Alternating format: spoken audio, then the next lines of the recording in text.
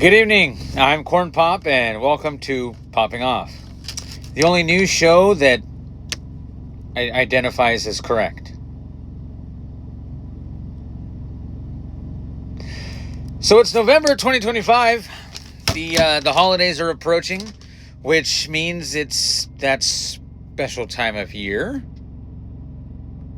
when you have to explain to your niece that no, the turkey did not consent, and yes, it still tastes delicious. So let's get right into the end of the world, shall we? Well, the global elite are currently sweating through their linen suits in Belém, Brazil for COP30. That's right, they held the Global Warming Conference in the Amazon rainforest.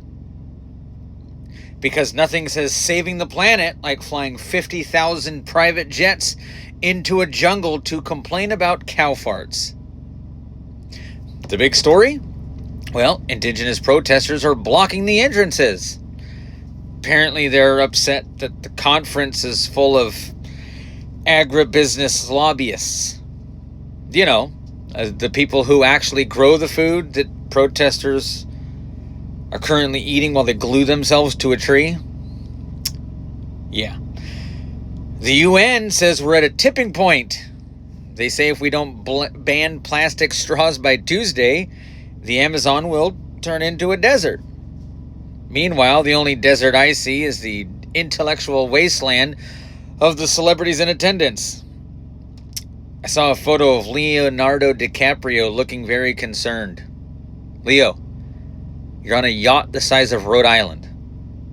Your carbon footprint has its own zip code. Sit down.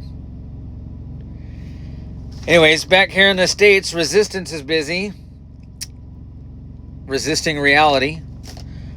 Students at over 100 universities walked out of class this week. Why? Was it genocide? Famine? No. They're protesting the Trump administration's new Compact for Academic Excellence. Ha ha ha. The Compact suggests that maybe, just maybe, universities should focus on merit instead of grievance archaeology.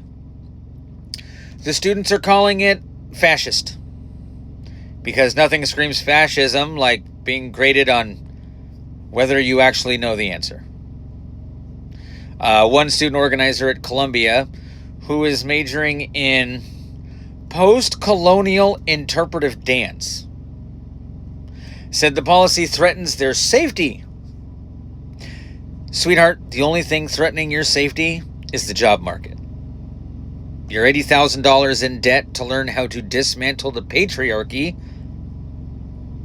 but you can't even dismantle a carburetor. Good luck paying that loan with lived experience.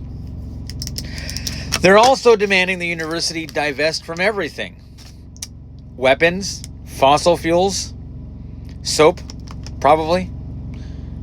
They want a carbon-neutral, pacifist campus.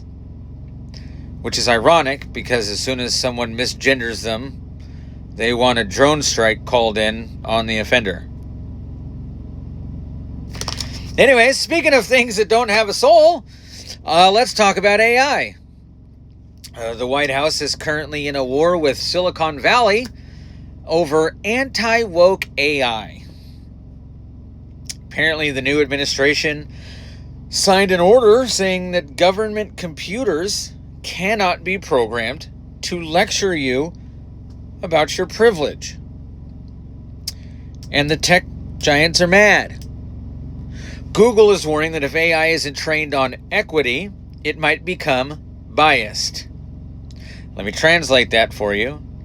They are terrified that if you ask ChatGPT who committed more crimes in 2024, it might just give you a number instead of a 3-page essay on socioeconomic factors and systemic oppression.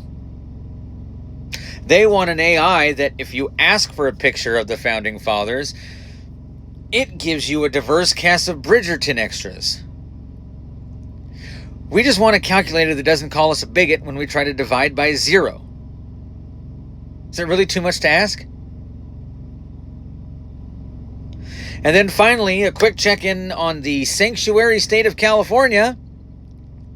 A federal court struck down their censorship law that tried to ban deceptive political memes. That's right. Governor Newsom wanted to make it illegal to make fun of him with AI. Gavin, buddy, look at me. Look, right here. You don't need AI to look like a Disney villain. You're doing great on your own. The hair alone is a First Amendment violation.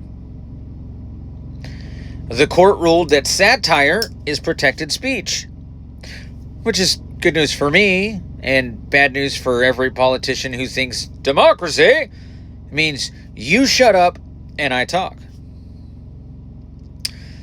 So, as we head into Thanksgiving, just remember, folks, the world isn't ending. It's just getting funnier. Eat the turkey, drive the car, and if your nephew starts talking about his carbon offset, just hand him the bill for dinner. Well, I'm Corn Pop, and that was Popping Off.